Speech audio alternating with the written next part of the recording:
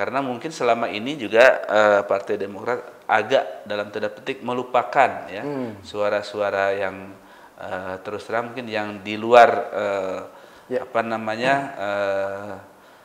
orang Bali asli.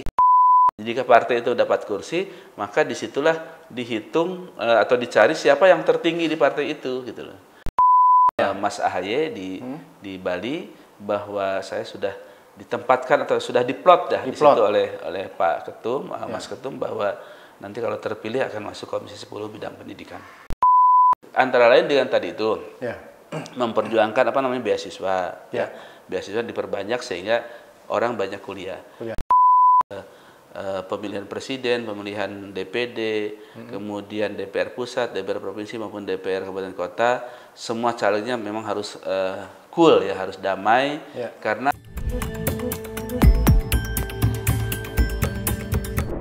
Halo Semeton Radar Bali, jumpa lagi bersama saya Ridwan di Radar Bali Podcast Lugas dan Tuntas.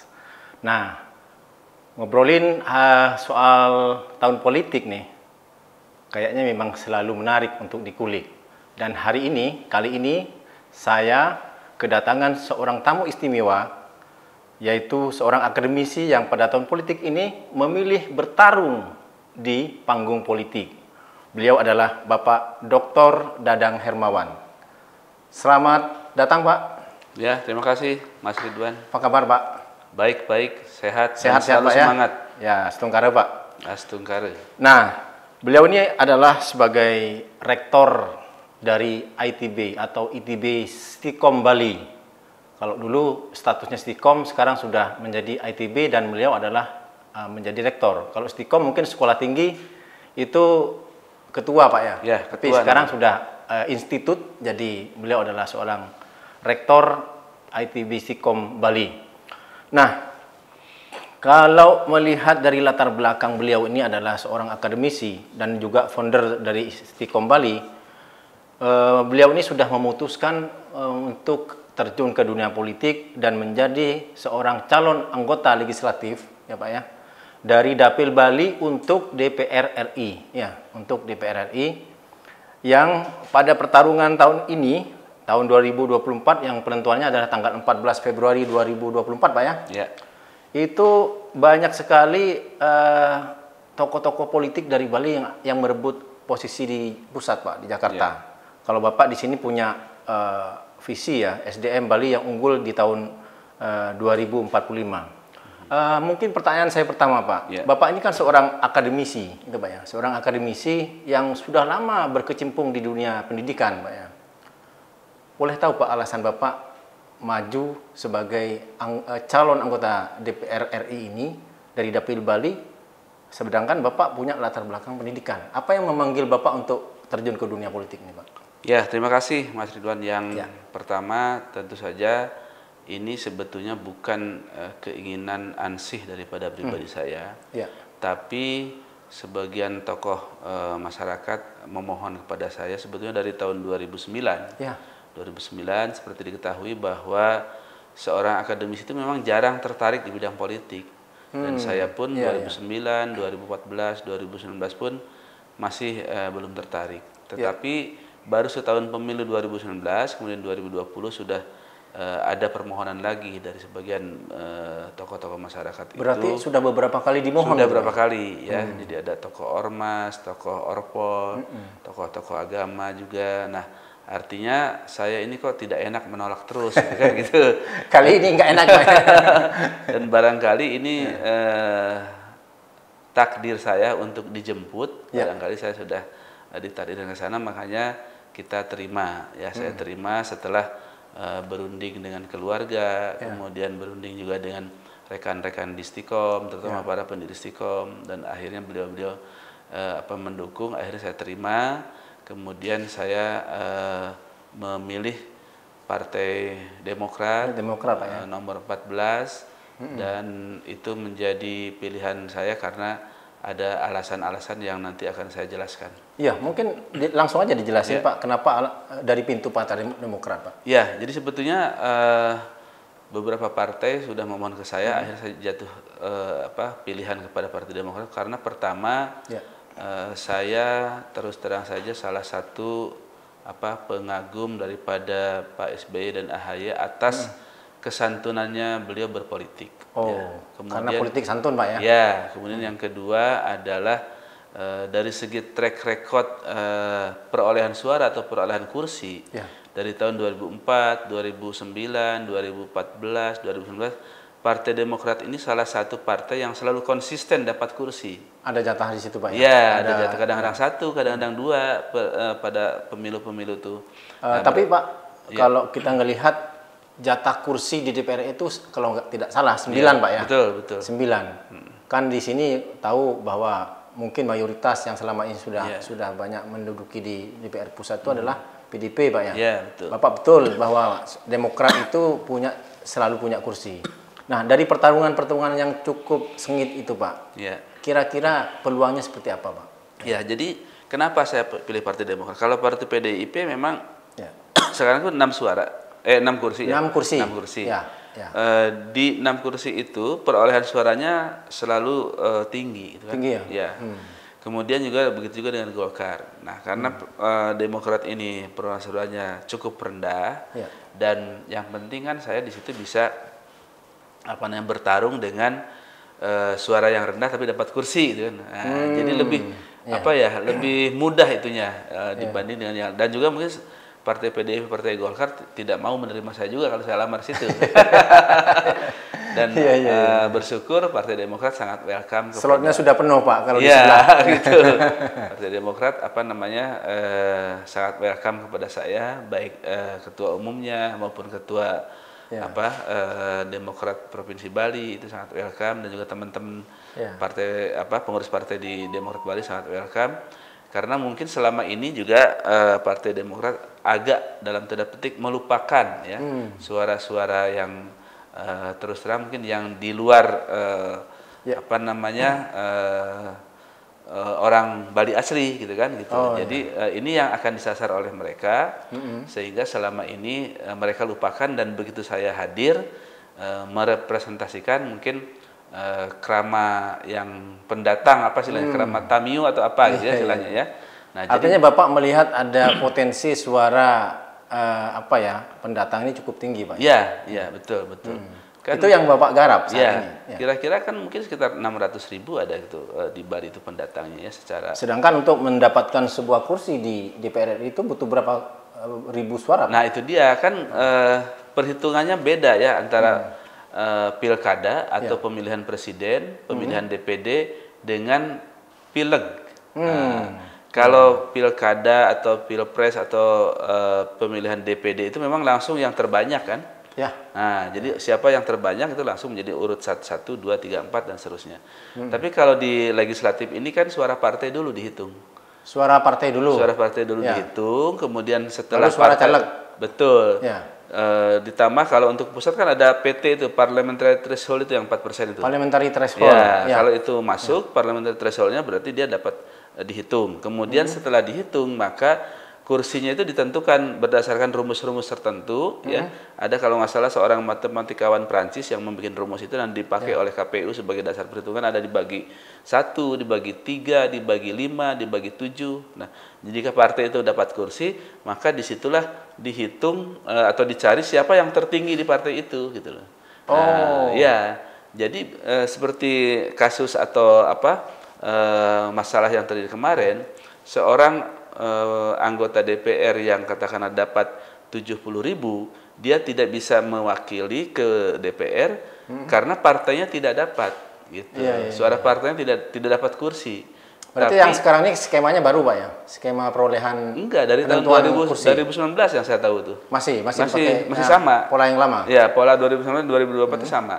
Jadi artinya bagaimana suara partai itu terkumpul, jika partai itu dapat kursi baru dilihat suara yang terbesar di partai itu. Gitu. Jadi tidak bisa misalnya satu orang besar di situ tapi suara partainya tidak memenuhi. Contoh misalnya ada partai dapat 100.000. Tapi partai B dapat 80.000. Nah, partai B ini tidak dapat kursi. Tetapi partai A dapat kursi. di partai A suara tertingginya misalnya 40.000. 40.000 ya. Nah, di partai B ada suara tertinggi di situ 70.000. Tapi karena partai B ini tidak dapat kursi, dia walaupun 70.000 tidak dapat gitu. Oh gitu. Nah, jadi partainya dulu dihitung. Di partainya dulu ya. Ya, jadi partai setelah dapat kursi baru itu berapa yang siapa yang tertinggi suaranya di situ. Jadi berbeda dengan pileg atau pileg itu berbeda pileg dengan pilpres dan pilkada. Iya, ya. Artinya kan di internal Demokrat sendiri kan Bapak juga bersaing, kan? Bersaing. Ada incumbent kalau nggak salah itu Bapak Supatma Rudana. Iya, betul. Bagaimana Bapak memetakan suara ketika ada target misalnya menambah kursi misalnya Pak, menambah kursi. Bagaimana skema pengelolaan suaranya di lapangan Pak? Ya, jadi gini, target saya itu adalah 100.000. Nah, mohon maaf kemarin Pak Putu Supatma Rudana dapat 38.000. Oh iya. Kalau saya perkirakan misalnya dia naik 10 sampai dengan 30%, naik 10.000 berarti kan 50.000. Jadi kalau saya dapat 100.000 sangat jauh lah dari beliau gitu kan gitu. Nah, kalkulasinya seperti apa Pak? Bisa punya gambaran target 100.000 itu? Apa mungkin tadi yang dikelola Bapak itu adalah mungkin floating mass, kemudian juga suara-suara yang selama ini tidak tergarap seperti pendatang misalnya. Ya, itu yang udah kita hitung. Bisa pendatang itu kan 600.000 ya. 600.000 katakanlah pergi ke TPS itu 2/3-nya lah. Berarti 600.000 sekitar katakanlah 450.000.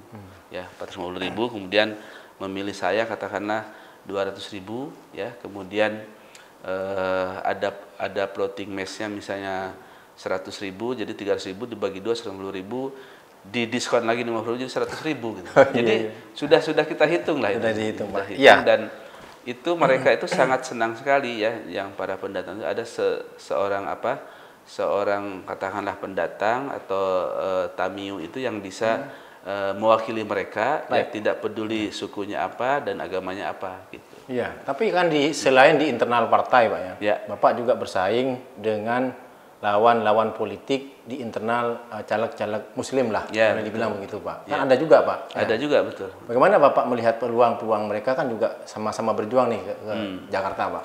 Yang pertama saya istilahnya punya modal dasar ya, modal dasar artinya dari sebagai rektor, sebagai juga pendiri Istiqom Group, yang semua itu ada misalnya katakanlah dosen, guru, alumni, kemudian mahasiswa, siswa, kemudian para pegawai dan sebagainya, itu sekitar 25.000 orang di Bali ini. Kalau dikali misalnya 2 sama itu udah 50.000 orang. Itu modal dasar saya, sehingga tinggal mencari sebagian lagi yang 50.000 orang ya, supaya supaya bisa menggenapi atau melengkapi suara 100.000 saya ini. Nah, kemudian yang kedua, saya ini kan relatif netral.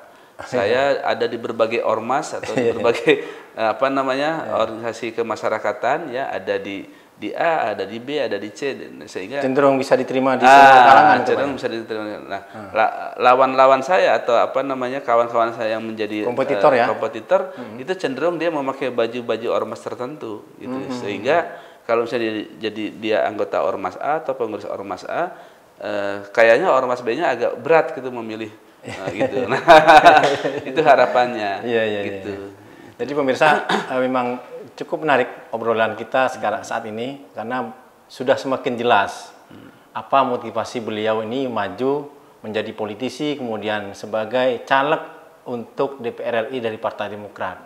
Nah, sebagai caleg dari Partai Demokrat Pak, dan Bapak punya latar belakang sebagai seorang akademisi, apa yang ingin Bapak jual, apa yang ingin Bapak kampanyekan, apa yang ingin Bapak janjikan kepada publik di Bali Pak? Iya, oke, terima kasih. Jadi setelah saya memutuskan untuk maju dari Partai Demokrat dan sudah keluar DCT-nya, daftar calon tetapnya, berarti memang saya sudah fix ya, menjadi calon yang akan ikut kontestasi di tanggal 14 Februari tahun 2024 itu.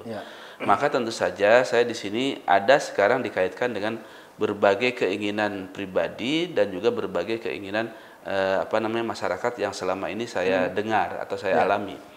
Pertama adalah dari pribadi ini adalah bagaimana sih orang-orang akademisi ini supaya juga masuk ke politik, yang selama ini agak dalam tanda petik agak terjadi penolakan untuk akademisi itu, atau politik ini di benaknya itu politik sama dengan kotor, sama dengan money politik, sama dengan tidak baik dan sebagainya. Nah ternyata setelah saya terjuni selama setahun lebih ini, ternyata sama aja, orang baik pun di mana ada, orang tidak baik pun ada juga gitu. Di mana-mana Pak. Mana-mana ada. Jadi artinya stigma itu tergantung kepada kitanya lagi. Di partai yang baik ada orang yang tidak baik, di partai yang tidak baik ada orang baik juga ternyata. Jadi sangat manusiawi. Sangat manusiawi. Kemudian berikutnya adalah tentu saja ya, karena saya ini juga didorong oleh situasi yang saya alami atau kondisi yang saya alami. Begini, di Stikom itu setiap tahun kurang lebih 1.500 mahasiswa barunya. Dari 1.500? Iya, mahasiswa baru rata-rata ya. Dari 1.500 itu kira-kira 500 itu memohon beasiswa itu. 500 Pak? Iya, 500 memohon beasiswa. Cukup banyak Pak? Cukup banyak. Nah, sedangkan jatah dari Kemdikbud Ristek itu kira-kira kalau secara ini hanya 30 atau 40 per tahun. Berarti kan banyak nih. 40 orang. 40 orang KIP kuliah atau beasiswa yang lainnya. Nah, bagaimana Bapak memperjuangkan menjadi 500 itu, Pak? Nah, yang sisanya itu adalah dengan kita persetujuan yayasan dan juga kewenangan saya sebagai rektor, itu baru kita atur. Ya, ada yang dapat beasiswa 50%, 70%, bahkan 100%. Ada juga yang beasiswanya misalnya tahun pertama saja, tapi tahun kedua, ketiga, keempat mereka harus sambil magang. Nah, sehingga mereka bisa membayar kuliahnya sendiri. Jadi kita atur semuanya karena sangat terbatasnya kuota dari pemerintah untuk masyarakat Bali atau masyarakat yang daftar ke ITB Stikom Bali. Nah, salah satu dorongan yang ingin saya perjuangkan ya, bagaimana supaya akses daripada masyarakat ini yang tadi 500 orang, itu baru di Stikom aja kan, itu bisa terwadahi oleh beasiswa dari pemerintah. Nah, saya lihat dan saya dengar, dan saya juga sudah alami sendiri, ternyata setiap orang anggota dewan itu mempunyai jatah atau mempunyai kuota, ya, terutama yang duduk di Komisi Bidang Pendidikan, dalam hal ini Komisi 10, ya, dan itu sudah saya rasakan juga waktu zamannya Pak Koster menjadi anggota DPR sebelum jadi gubernur, beliau kan dapat jatah tuh KIP kuliah atau dulu bidik misi, sehingga Stikom pun kecipratan tuh, ya, katanya sih ada yang 200, ada yang 300, ada 400 per satu anggota DPR nih.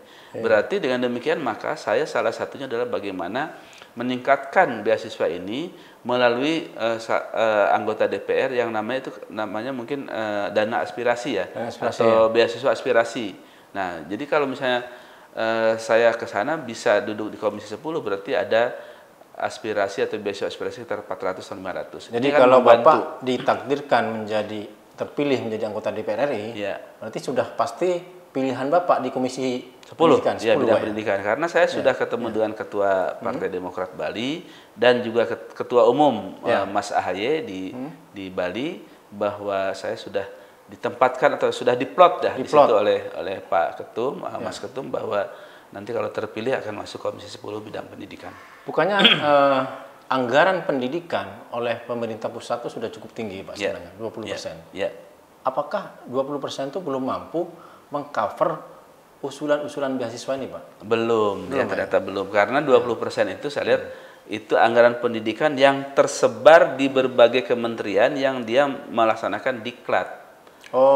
Misalnya Kementerian Keuangan ada standnya di situ, Kementerian Sosial ada Sekolah Tinggi Kesejahteraan Sosial di situ, Kementerian Perhubungan ada juga sekolah kedinasan di situ. Itu termasuk 20%. Jadi 20% kalau misalnya dari 3.000 triliun, kalau 20% kan sekitar 600 triliun. Tidak sampai 600 triliun dikelola oleh Kementerian Dikbud. Itu sekarang kan hanya 75 triliun Kementerian Dikbud itu. Berarti yang sisanya itu adalah anggaran untuk pendidikan di masing-masing kementerian yang berkaitan dengan pendidikan dan pelatihan. Jadi tidak segitu. Nah, tetapi tetap seorang anggota DPR ini mempunyai jatah atau kuota beasiswa aspirasi itu yang rata-rata setahun dapat sekitar 500 orang lah gitu. Nah, ini yang bisa saya salurkan di Bali, nanti disebarkan ke Stikom dan juga PTS-PTS lainnya yang masih memerlukan.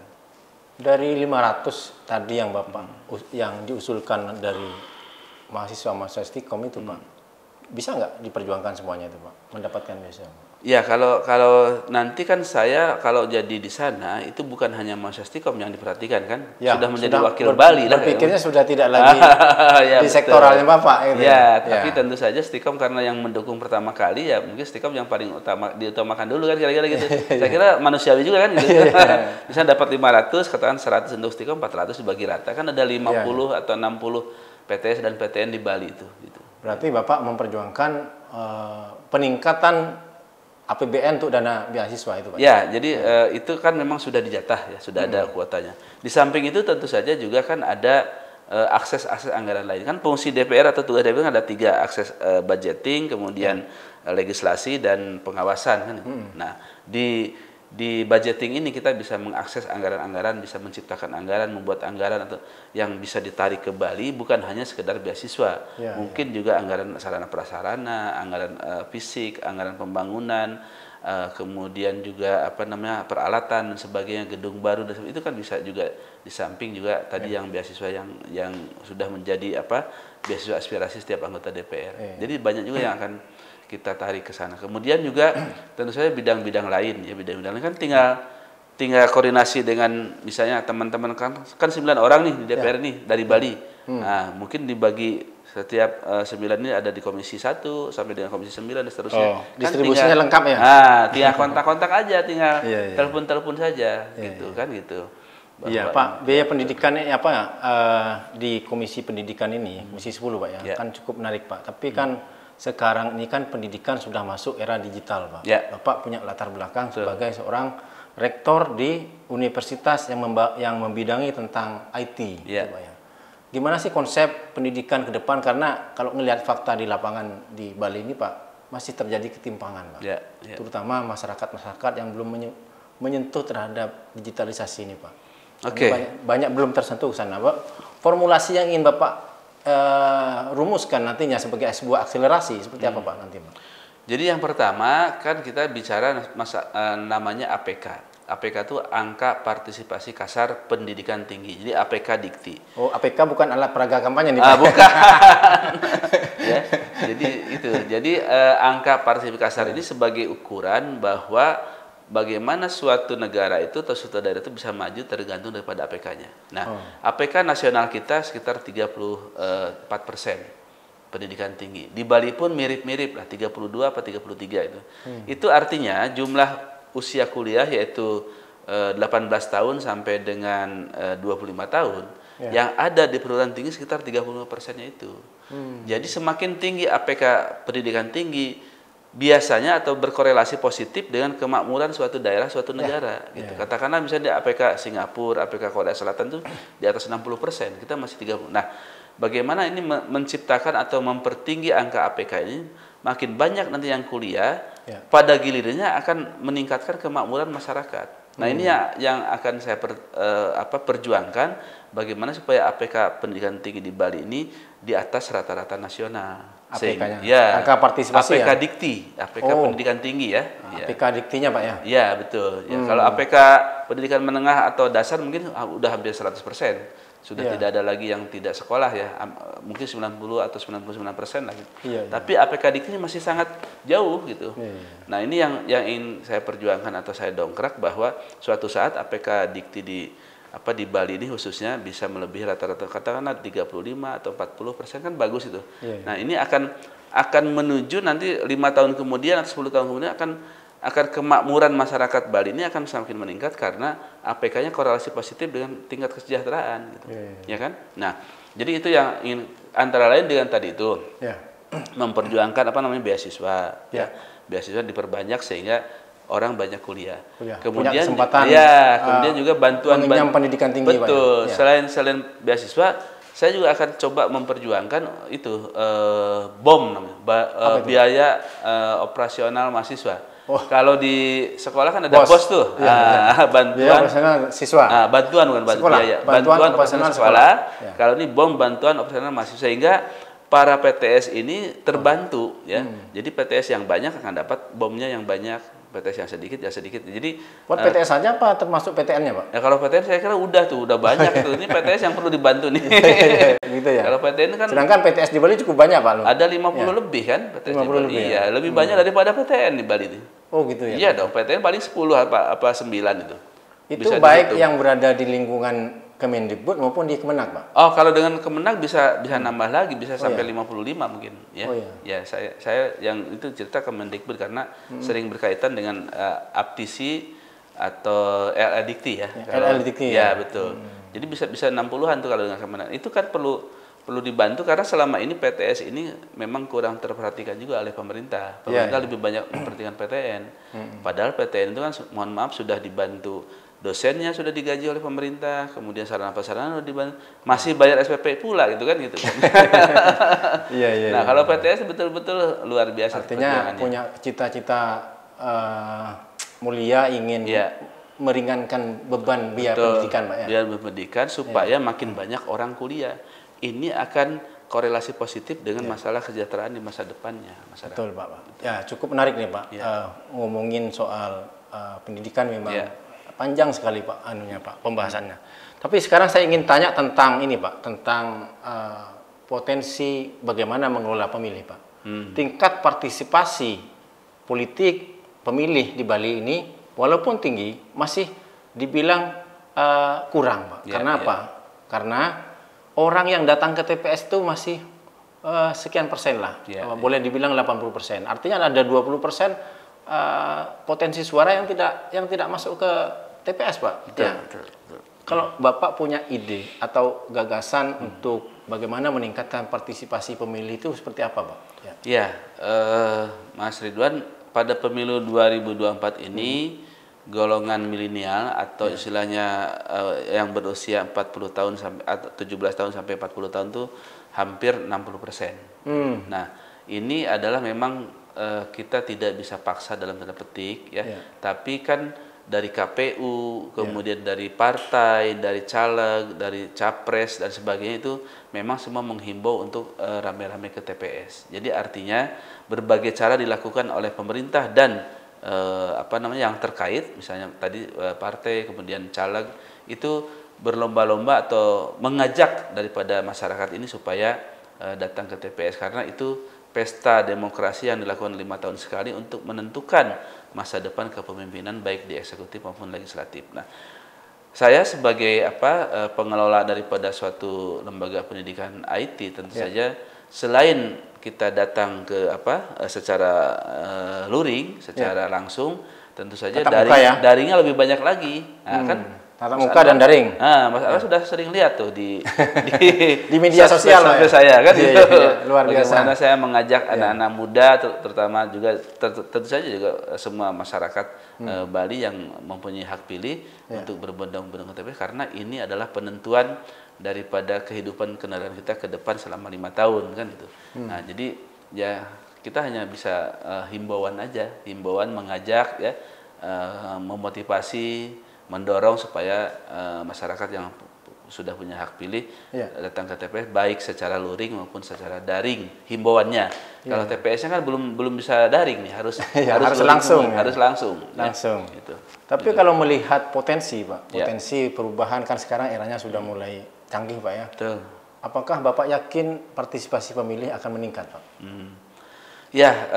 Karena kan kesadaran anak-anak muda untuk berpolitik ini kan apalagi sudah ada terlepas dari masalah pro dan kontra ada salah satu kontestan capres atau cawapres yang muda sehingga mungkin bisa menjadi foot getter, menjadi penarik para kalangan muda untuk datang ke TPS untuk memberikan suaranya. Tapi saya yakin bisa naiklah dari tahun 2019 yang lalu pemilih yang datang ke TPS dan melaksanakan hak suaranya. Ya, menarik, Pak. Sedikit menyinggung lepas dari urusan pencalekan, Pak ya. Bapak tadi kebetulan menyinggung soal potensi anak muda, di mana capres dari partai koalisi Partai Demokrat dan kawan-kawan ini adalah mengusung Pak Prabowo, Pak ya, Mas Gibran, Pak ya. Kira-kira bagaimana prediksi suaranya beliau nih, Pak, di Bali, Pak? Kalau Demokrat masuk dalam koalisi itu. Ya betul. Kalau di Bali kan targetnya TKD namanya ya, tim kemenangan daerah Bali itu kan sampai 50% plus 1 atau gimana gitu ya. Pokoknya 50%-an lah.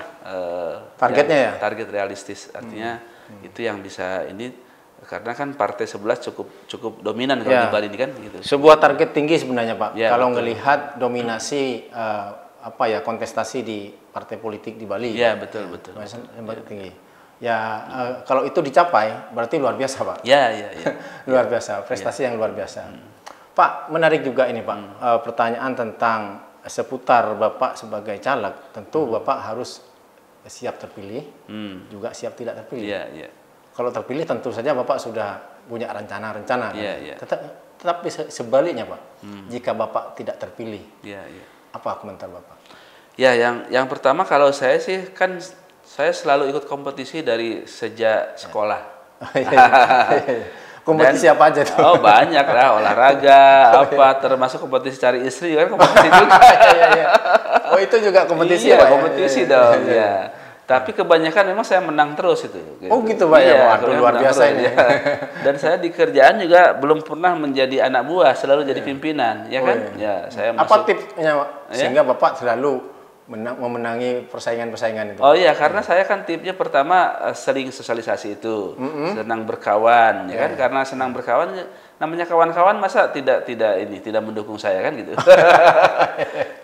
Jadi kalaupun misalnya saya kalah, itu ternyata Tuhan itu mempunyai rencana lain yang lebih baik gitu. Ya, contohnya waktu saya mahasiswa itu saya